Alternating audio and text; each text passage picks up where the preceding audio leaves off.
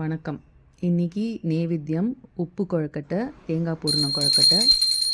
ஆடி வெள்ளிக்கிழமை இன்றைக்கி, அதனால் அம்பாளுக்கு இன்றைக்கி ரொம்ப விசேஷம்னு இன்றைக்கி எங்கள் அம்மா சித்திலாம் வந்திருக்கா. ஸோ அவளும் ஹெல்ப் பண்ண இந்த கொழுக்கட்டையெல்லாம் பண்ணி அம்பாளுக்கு நெய்வேத்தியம் பண்ணி